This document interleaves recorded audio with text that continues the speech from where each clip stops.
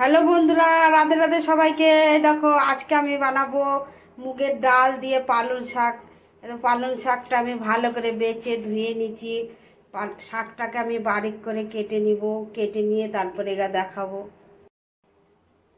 শাকের সাথে নিয়ে নিচ্ছি দেখো আমি এক বাটি মুগের ডাল। ডালটাকে আমি ভেজে নিব। ওদিকে কড়াইটা দেখো, কড়াইটা গরম হয়ে গেছে। কড়াইতে আমি একটু তেল দিয়ে দিলাম। এবার ডালটা দিয়ে দিলাম। ডালটা আমি ভালো করে লাল লাল করে একটু ভেজে নেব।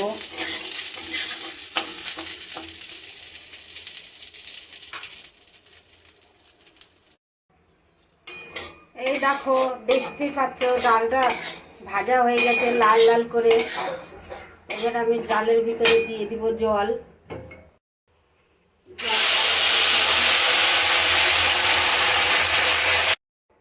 ডালটা আমি ভালো করে সিদ্ধ করে নিব। ওদিকে আমি বারিক মিহি পাতলা করে পালং শাকটা কেটে নিব। কেটে নিয়ে তারপরে আমি দেখাচ্ছি আপনাদেরকে।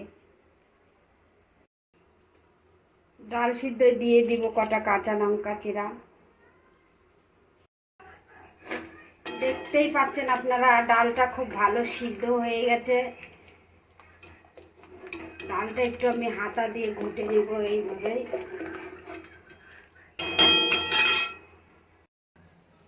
এই দেখো শাকটা আমি এইভাবে বারিক কেটে নিয়েছি।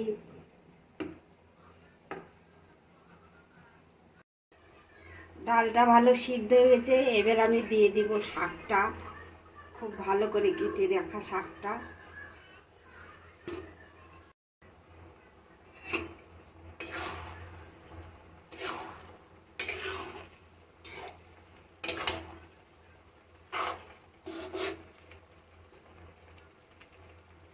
এবার শাকটাকে আমি ভালো একটু সিদ্ধ করে নেব ডালের সাথে। এবার দিয়ে দিব আমি ডালে স্বাদ মতো লবণ, দিয়ে দিব হলুদ,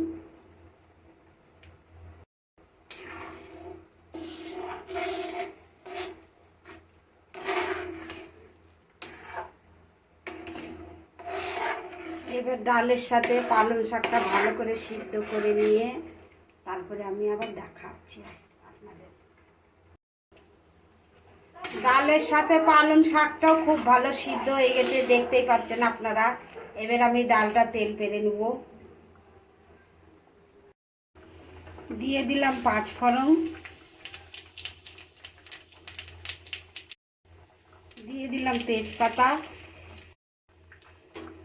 দিয়ে দিলাম শুকনো লঙ্কা,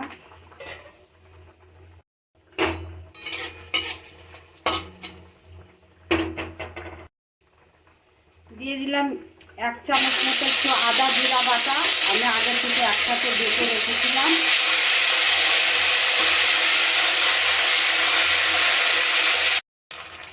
দিয়ে দিলাম আমি একটু সামান্য হিং।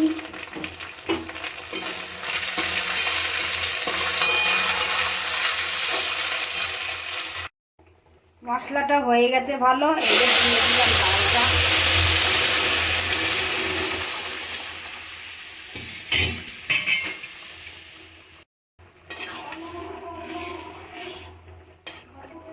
আমার ভিডিওটা ভালো লাগলে পরে লাইক শেয়ার ফলো করতে ভুলবেন না।